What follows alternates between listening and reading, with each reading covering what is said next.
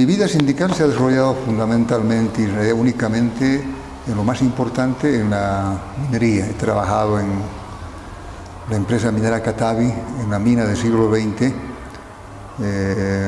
por unos 30 años más o menos, desde 1974 hasta 2000.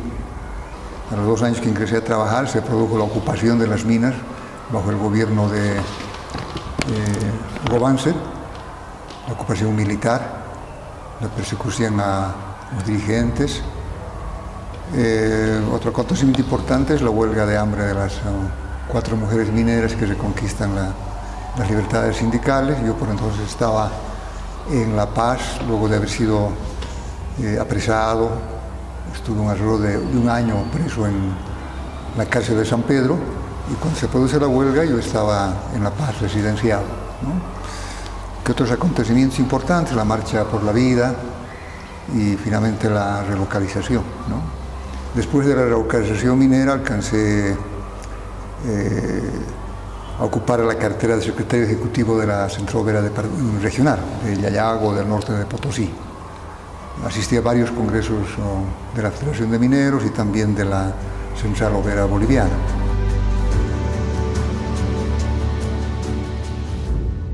Tal vez con sus fuerzas podrá echar a miles de trabajadores de las minas, pero al hacerlo estará echando semillas de revolucionarios en este país, quienes germinarán también a muchos revolucionarios para liberar definitivamente a Bolivia. Yo creo que en esa época el sindicalismo no estaba ligado al gobierno de turno, ¿no? Estaba en oposición. En cambio ahora el sindicalismo boliviano está ligado y sobre todo subordinado al gobierno de turno. Creo que es la principal diferencia, o sea que antes se practicaba la independencia sindical respecto al gobierno de turno, a la política de los gobiernos vigentes, y ahora no.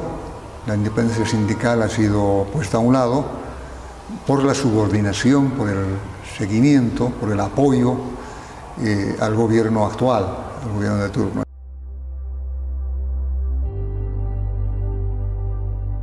Había dos escenarios, ¿no? Por un lado, la actividad de los partidos de izquierda o nacionalistas, en fin, que en la medida en que captaban seguidores, simpatizantes, los formaban a su interior, ¿no? Y la otra ha sido la escuela de la experiencia, o sea, las medidas de acción directa que se asumían, las huelgas, los paros, las marchas, las caminatas hacia la paz, las represiones que se sufría, etc. Entonces es una escuela que combinaba la formación teórica política dada al interior de los partidos, al interior de la vida sindical, en las reuniones de los llamados consejos sindicales, los delegados de las secciones, los congresos nacionales, las asambleas y la vivencia misma de la lucha. Después de la relocalización, cuando los trabajadores mineros son relocalizados a la calle, no a otro trabajo, como hacía creer el MNR, los mineros pues en las ciudades donde van a instalarse, poco a poco van incorporándose a la actividad de las ciudades como trabajadores, algunos que consiguen trabajo, muy pocos, otros como vecinos, como desocupados, como cooperativistas algunos, otros como comerciantes gremiales. Entonces van destacando ahí compañeros mineros que antes en la vida diaria de las minas, digamos, no tuvieron la oportunidad o no se presentaron las circunstancias para que ejerzan como dirigentes sindicales así conocidos, digamos, ¿no? Pero en las nuevas circunstancias de su vida, toda esa experiencia que habían asimilado en su vivencia diaria de muchos años, la tenían pues metida, digamos, en su mente, en su experiencia, y les permitió por eso ponerse a la cabeza de organizaciones sociales en las ciudades, ¿no? Fundamental es que en Bolivia, con la tez de Puracayo se afirma quizás eso, es que se practica lo que podemos llamar un sindicalismo revolucionario, ¿no? Un sindicalismo politizado pero con la política propia de la clase obrera. La clase obrera, para acabar con su situación de explotación como clase y para liberar al país de la explotación que sufre por las grandes potencias, tiene que liberar a toda la sociedad, tiene que tomar el poder para eso, ¿no?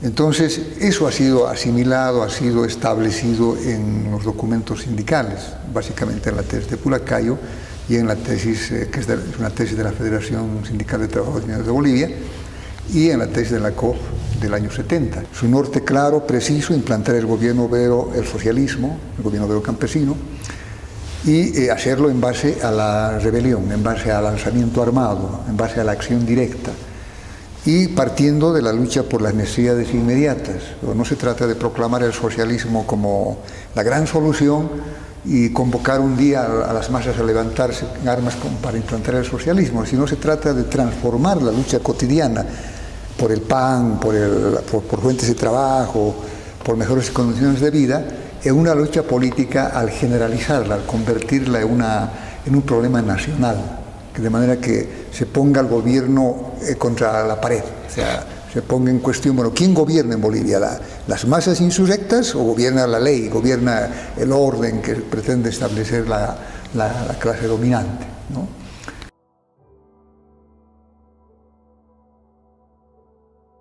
Y la tesis de Pulacayo y gran parte de la tesis de la COF suponen la victoria de una visión de la izquierda, la visión que sostiene que el socialismo, el mismo comunismo, etcétera, se van a dar solo por la vía de la revolución obrera, o básicamente el desarrollo del país se va a dar solo por la vía de la revolución obrera.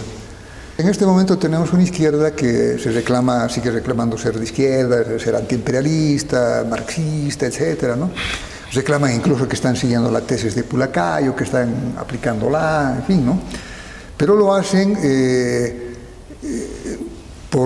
como simple verborrea, en realidad, ¿no? No lo hacen por convicción, o sea, lo hacen en realidad para encubrir su verdadero pensamiento, que es postergar la realización de la esencia del pensamiento obrero, de la clase obrera, de la tesis de Pulacayo, para una etapa posterior, para una segunda revolución, porque tiene que el capitalismo nacional potenciarse, hacernos crecer, para que haya más obreros, haya mejores condiciones para que afrontemos la segunda revolución, que sería recién la revolución socialista.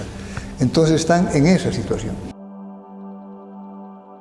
revestida, encubierta con esa apariencia de que son marxistas, de que son revolucionarios. Su lenguaje es muy de figura, en realidad, ¿no? Condenar al imperialismo y al capitalismo, pero en la palabra, en los hechos trabajan con y para el capitalismo. Cuando estos dirigentes sindicales, todo el mundo vea que eso no funciona, las masas les van a recién pedir cuentas, ¿no? Van a ver que no hay el tal progreso, no hay el desarrollo del país que posibilite la futura revolución obrera. Entonces el tal proceso de cambio acabará pues desnudo, no se habrá cambiado esencialmente nada.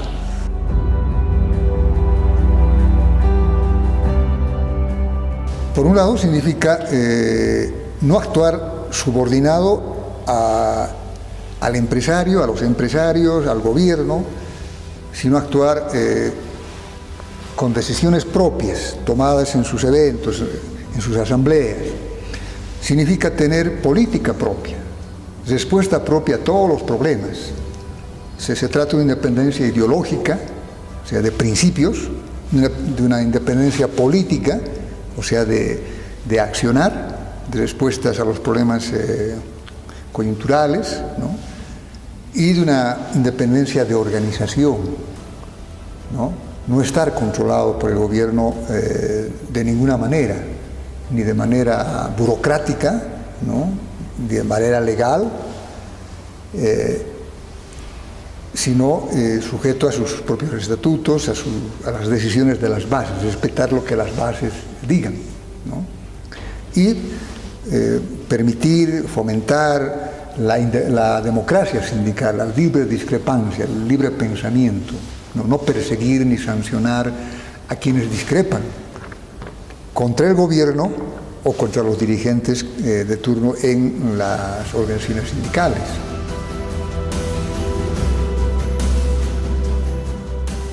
Sí, porque primero que no es un gobierno obrero, y aun cuando fuese, durante el gobierno obrero los sindicatos tienen que ser independientes del gobierno obrero, porque ¿cuál es la esencia del sindicato?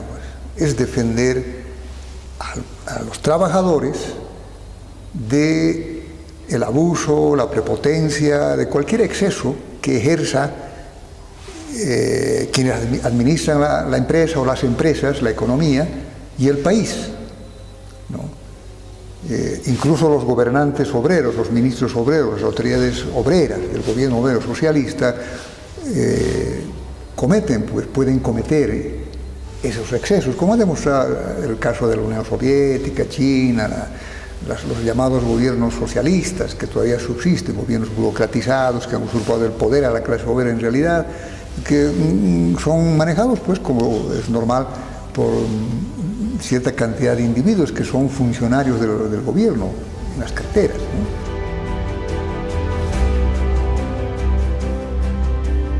Ahora, que había resistencia, que había incomprensión, conservadurismo, eso es verdad, ¿no? Tardaron los compañeros mineros en asimilar la necesidad de darles lugar a la organización de las damas de casa, reconocerlas como un afiliado más en la Federación de Mineros, digamos, ¿no? Pero básicamente se debía eso a que no eran parte del aparato productivo como tal, digamos, como trabajadores, básicamente, ¿no? Y bueno, la sociedad en general, nuestro atraso hace que seamos muy conservadores en ese plano, pues en el campo, en las minas, en las mismas ciudades, en la medida en que la mujer empieza a ocupar un lugar en la producción, ¿no? Aporta al hogar por la vía del comercio, por la vía de un trabajo, entonces cuando tiene un lugar más importante, respetado en el hogar, mientras está subordinada a que el marido, el esposo, lleve el sustento a la casa, entonces la mujer no tiene más remedio que estar subordinada a él, y lo mismo los hijos, no puede ser soberanos quien es mantenido, quien es sostenido económicamente por alguien. La soberanía individual e incluso nacional viene pues de que uno tenga economía propia, genere economía propia, contribuye, etcétera, incluso sustente tal vez de manera inversa, ¿no? Cuando el marido no tiene trabajo y es mantenido por la mujer mantiene al hogar, entonces su rol automáticamente va a ser más importante que el varón en el hogar, ¿no?